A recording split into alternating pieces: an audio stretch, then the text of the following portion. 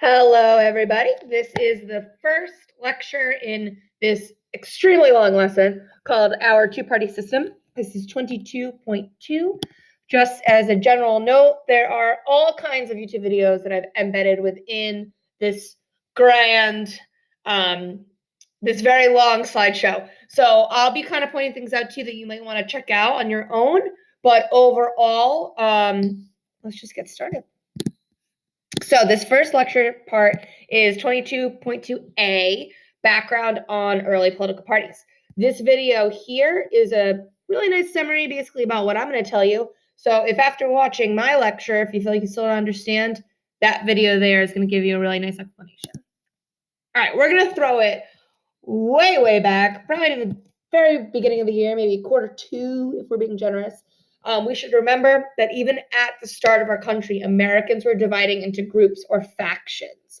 We had our Federalists and the Anti-Federalists. As we were moving from the Articles of Confederation to adopting our Constitution, these two groups developed basically in response to the question, should we ratify the Constitution or not? Our Federalists were in support of the Constitution, and the Anti-Federalists were skeptical of it.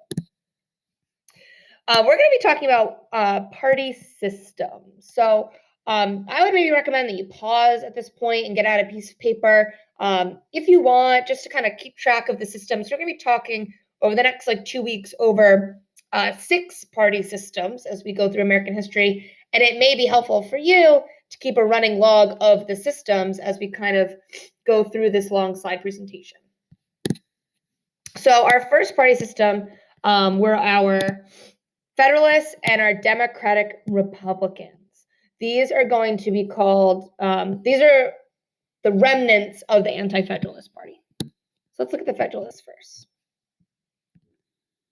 That's as small as I can make me, I think.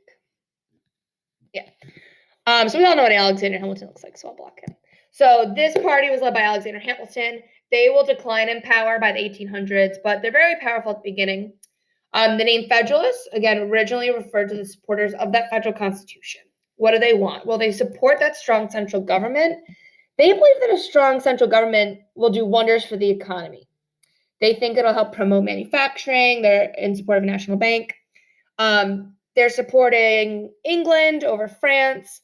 Most of the support mainly came from the urban areas, business, upper class, and really in New England and the coastal towns. Key point, Federalists like that strong central government. Then we have the Democratic Republicans, led by T. Jeffs over here, Thomas Jefferson.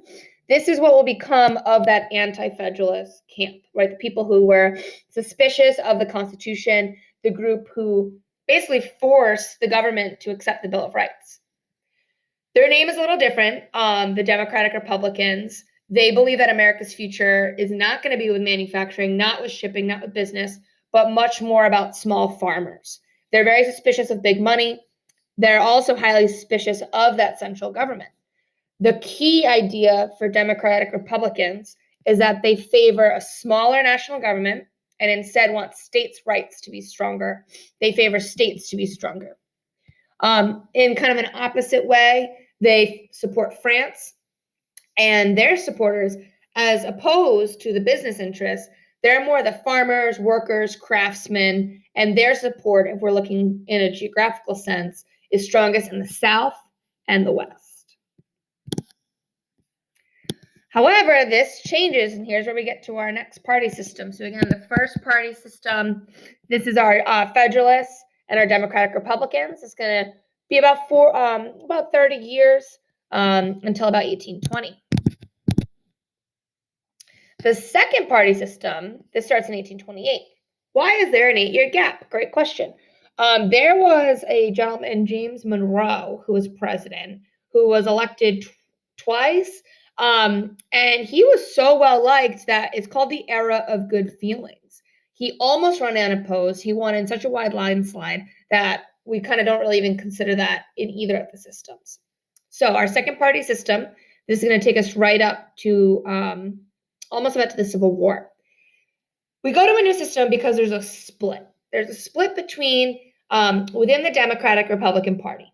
The two main factions of this Democratic Republican Party, right, the two sides that are going to split, one side is led by Andrew Jackson. We've talked about him. He's the hero of the War of 1812, the Indian Wars. But then on the other side, we have Henry Clay. Henry Clay is one of my favorite American statespeople of all time. I made a post about him on Instagram a couple days ago. He's the Speaker of the House of Representatives. Jackson and Clay hate each other. They just downright hate each other. And that feud will delve into the split of the party. Jackson's followers form what's called the Democratic Party, and Clay's form the Whig Party. Although the parties were fairly evenly divided in Congress, the Whigs elected only 2 presidents, both of whom died in office.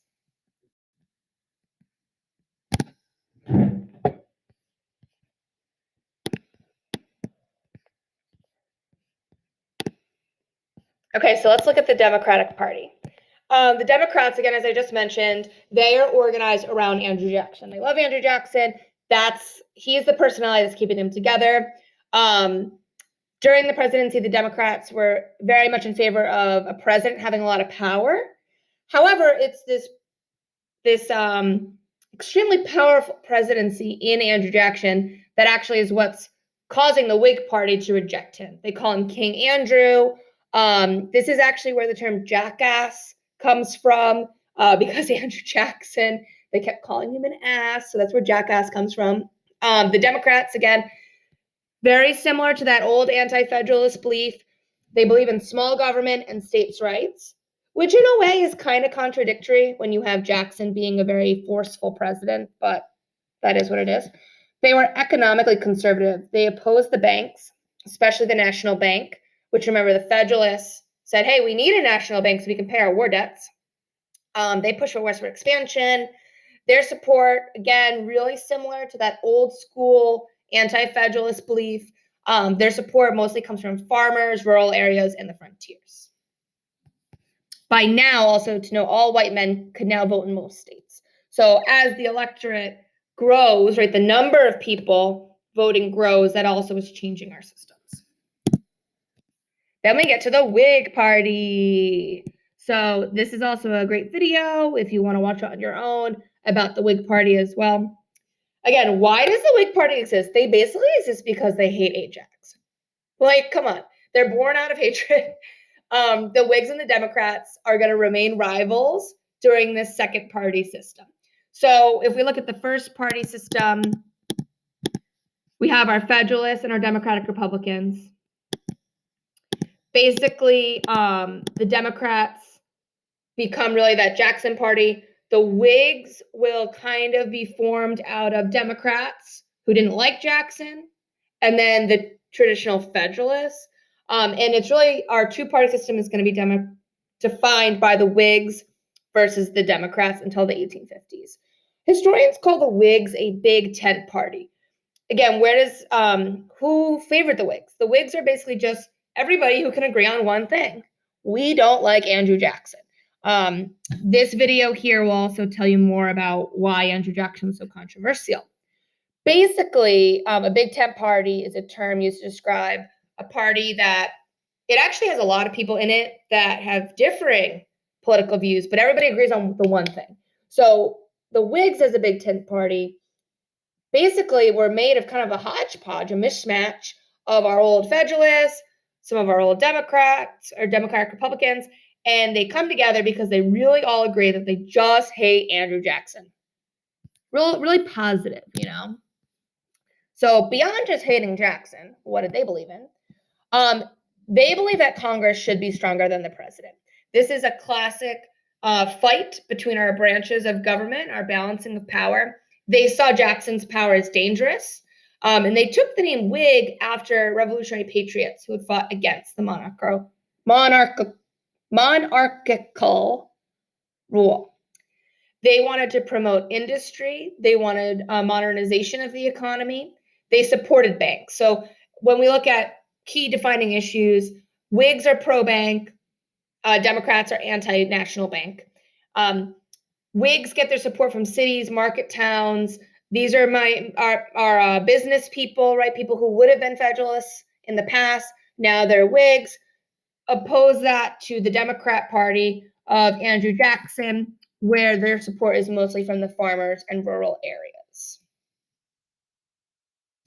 What does it mean to go the way of the Whigs? Well, the Whigs will eventually disappear. Duh, we don't have them anymore. This video is really interesting. It talks about what this phrase means. But even today, we're going to learn about how Donald Trump as a president doesn't necessarily fit into a true Republican model. People are kind of wondering, will this modern Republican Party go the way of the Whigs, meaning disappear due to division?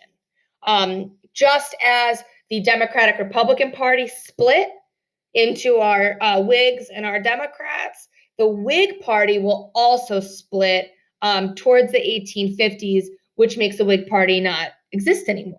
So people are wondering today, with our modern Republican Party, will that happen again? If you ask me, just looking at like the history of how often political parties change, I think we're kind of overdue for a bit of a realigning, but we'll discuss that later on. So if you're interested, this is here for you.